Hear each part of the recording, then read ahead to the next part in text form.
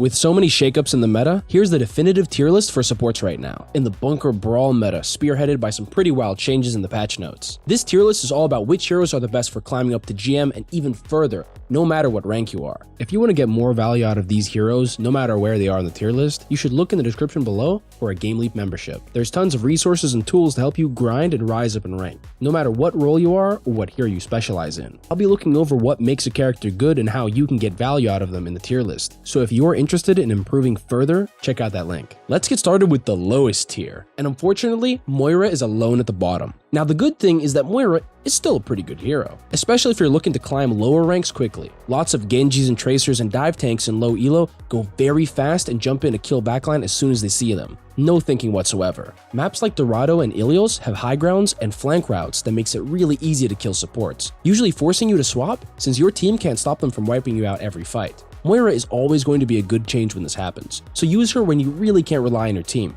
which is pretty often. But this playstyle is more about delaying the loss, stopping yourself from dying, rather than helping your team go aggressive and take control of the game. You should only look to play Moira when you have Lucio to get maximum value out of a pretty lackluster kit, outside of just changing to stop dying. Having no utility for your team besides healing is really underwhelming with how strong supports have been historically, and especially today. Even more so in higher ranks, utility is really important. More and more supports are getting ways to defend themselves without having to sacrifice utility, damage, and healing. But Moira still hasn't caught up. One of the examples of a support who's gotten better defense but still struggles is Zenyatta. Zenyatta's Discord changes have made him a lot worse, even when playing on maps that favor him massively. Applying a Discord orb at long range and focusing someone down is Zenyatta's bread and butter. But since his Discord application range has been nerfed from 40 meters to 30 meters, it's a lot harder to abuse those long sightlines, like on Coliseo and Circuit Royale. A lot of good compositions right now play a lot for spamming, and Zenyatta is still 100% the #1 spamming support, even though some other heroes are catching up. Both DPS and tanks have a lot of options for dealing with him though, and they don't even include diving. Discord is good for either focusing tanks or selecting targets to dive, but good dive comps that use Zen are very rare, the closest being Ana Zen Diva on maps like Rialto or Hollywood. And tanks right now are super beefy, which is also thanks to the supports higher up on the tier list. So focusing tanks is usually a good idea. With the godly trio of Zarya, Queen, and Orisa dominating right now, there's not much he can do. Zarya takes all the corner spam and turns it into energy, Orisa has so many defensive cooldowns that Zen can't force alone, and Queen's small hitbox and rampage anti-heal that directly counters Transcendence make him even worse for when the ultimates start getting activated. He's more valuable in more situations than Moira, critically for making a difference with the still good power of Discord, and when the enemy team isn't actively countering you, you can actually get a lot done. When you are faced with those counters, you don't need to play aggressively for picks and flank to get value, since you're gonna die anyway, but really try your hardest to stay alive as long as you can. Even without peel, Zenyatta is still a really good duelist, so make sure the enemy team has to try really hard to kill you. And the longer you survive, the more likely you're about to take someone with you. This is still Zenyatta's weakness though. He can't do much without help from his team if he's being pressured. Even way back when Zenyatta was amazing, he truly shone when his team massively pocketed him and played for him to carry. But without that structure, you're better off picking some of the stronger and more flexible spam supports further up the list. Or the next hero right above, Lucio. Speed. It's all about the speed.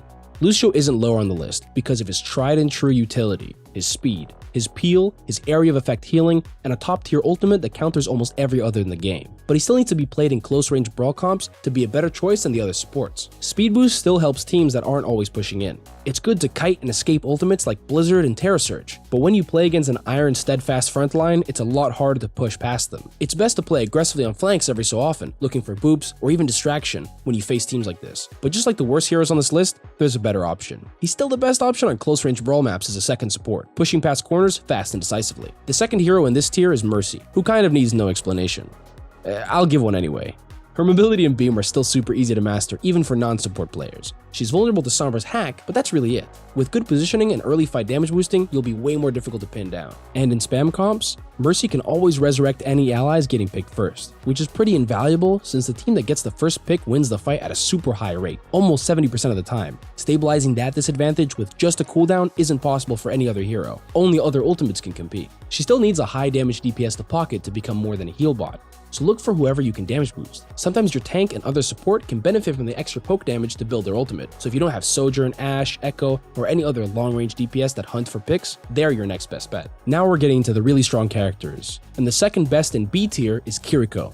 Kiriko starts really pushing the limit between free value and having to work to make your character really dominate. Your auto-aim heal is perfect for topping up your DPS.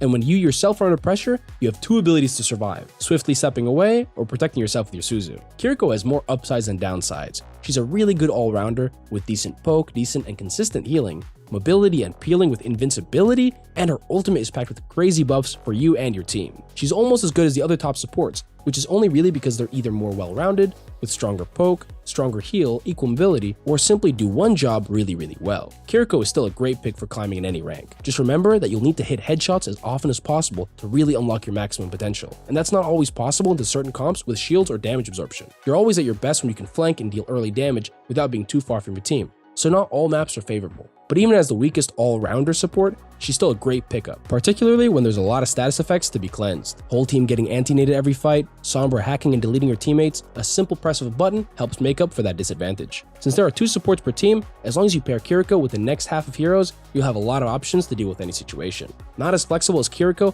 but definitely a sturdy backbone to any team is Lifeweaver.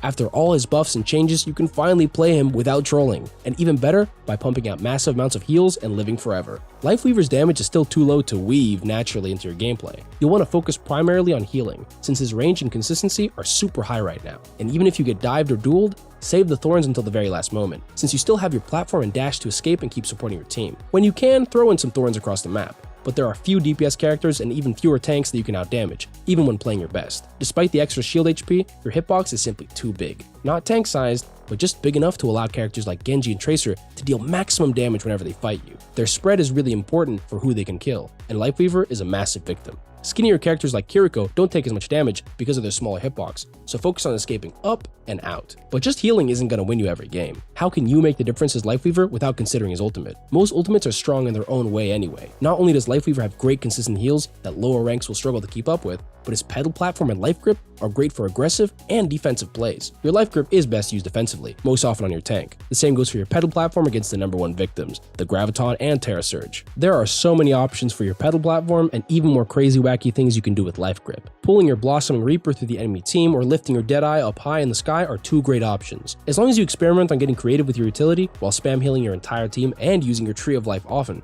you can break the meta with some seriously out-of-the-box, never-before-seen moves. Let your imagination run wild. A weird, unexpected plan is still unexpected, which makes it strong. Closing in on the top 4, the newest arrival, Larry. So for those unaware, there are 2 warring factions on how to pronounce her name. Iliari, the correct pronunciation in Spanish, and Ilari, the simpler and more phonetic pronunciation, and probably what most people assume when they see her name written. But you can't please everyone, so instead, I'm pleasing nobody by calling her Larry. Short and sweet, sounds like she gets things done.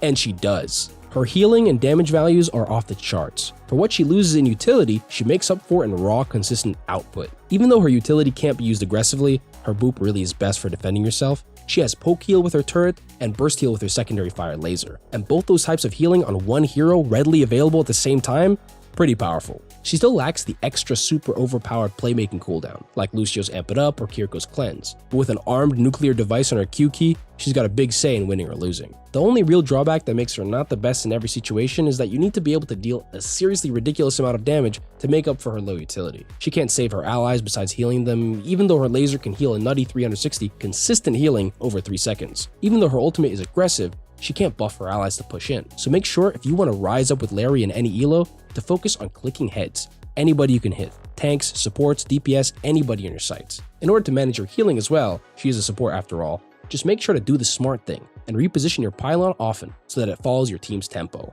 Falling backwards, switch the pylon before the enemy starts shooting it. Pushing up, throw your pylon near your front line. And burst healing with her secondary fire comes really easy. Her primary and secondary fire go pretty well hand in hand. Shoot enemies when they peek, heal tank when they take damage. Simple as. The next A tier goes to Ana, and I don't want to spend too much time on her since she is as good as she's ever been.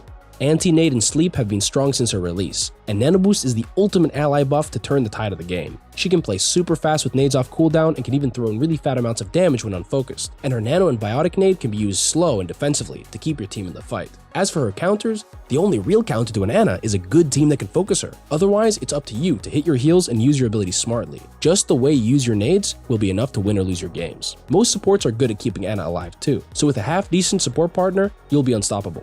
Without counting ultimates, she also has the only stun ability out of all the supports in DPS. She has a super strong kit, and all you need to do to get started is to start nading the enemy. The big two in S tier, unsurprisingly, go very well together. And the second best one is Brigitte. Brig isn't as well-rounded as some of the others, but she truly excels in her strengths, which are peeling, poke heal, and pocket heal. With an unblockable repair pack, she can heal anyone in 25 meters range without having to aim, not to mention her 20 meter range boop. For a melee character, her effective range is pretty high. Her Inspire is the #1 best poke heal in the game. Not only is it relatively easy to activate your Inspire early and mid-fight, whenever you get dived, your enemies are forced to give you Inspire charge. Thirdly, her pocket heal. It's easy to assume that since her repair packs only heal for 110 total, she can't pocket as hard as a Mercy can. But Brig doesn't pocket long-range spammers, she pockets close-range divers. Tracer and Genji both become monsters with good pack usage, and it's pretty easy to track when they look for a dive or a duel with good awareness, so send them a pack on their way, and they'll do your work for you. Now, if you struggle to get value with Brig, make sure to manage how aggressive you're playing. Brig is optimal when she has a high Inspire uptime and low death. The less you die, the more Inspire you get, but the more aggressive you play to get Inspire, the more likely you are to get punished. Keep your shield bash for kiting away, and limit test how aggressive you can play against your enemies, bit by bit, no matter what rank. Finally, the #1 big shot goes to Baptiste. If you thought Kiriko's kit was bloated, the Batman blows her out of the water. Poke damage? Check. Burst damage? Check. AoE heal? Check. Burst heal? Check. Peeling? Check. Mobility? Check. We even have a fast charging ultimate? Check. He even peels himself with Regen Burst, best used on yourself.